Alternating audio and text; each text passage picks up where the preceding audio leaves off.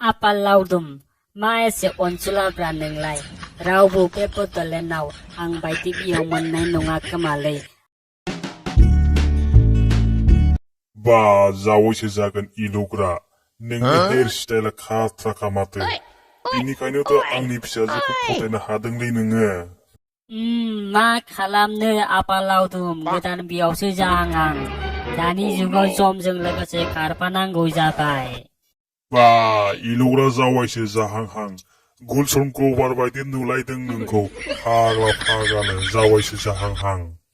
हाब बियावसो जाहांहां नोंलाय आंखौलाय जावगोसो ना फबगोसोब्रा फाग्ला फाग्ला रावफ्रालाय बिदि जायो सोरबानि। हाब जावायसो जाहांहां आंलाय नोंखौलाय बोरै गोथां गोब्रामनो फबनांगौ जायोब्रा जाम्बा जाम्बा राव बुङोब्रा नोंलाय जावायसो इलुग्रा। आफा लावदुम आं जायखौ फसायोना बियो खाथ्रा जाखायो हिर' बायदि नुखायो आफा लावदुम आं बिनि इल'नाय रायलायनाय आरो हेयार स्टाइलफोरखौ नुनानैनो फसायखादों आंनि फसायनाया मोजां जाखायो आफा लावदुम। गुमै एल'ग्राहाय आब'खौ दिनैनो लांखागोन नामाहाय आंनो हले चक्लेट जानो फैसा 10 रां होलांखानांगोनहाय बारनि नङाब्ला आं हले आब'खौ हगार हरनाय नंखायाबो।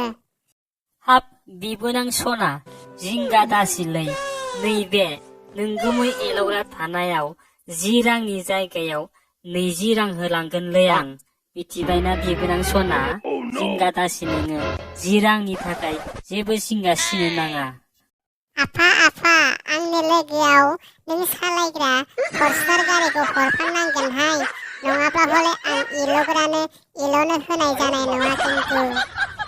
हाब आंनि नायनो जायल' सासेल' फिसाजो आं बेखौनो बेबायदि आफसुस थाहैयो नामा हरगोन दे आइ सना आं नोंनो आं सालायग्रा बे फरसुनारखौनो हरफागोन आं लोगोआवहाय। आपाल लावदुम मा एसे अनसुलाब्रा नोंलाय रावबो बे बड'लेण्डआव आं बायदि बियाव मोननाय नङा खोमालै मा एसे खाफाल गोनांब्रा आंलाय बा आपाल लावदुम बिराद अनसुलालै नोङो। गुमै एल'ग्राहाय 10 रांखौ थाबनो हरखादोसो आं गामिनि दखानावहाय चक्लेट जानो थांनोसै दे थाब थाब हरदोहाय आं थाबाय थाला बेवहाय।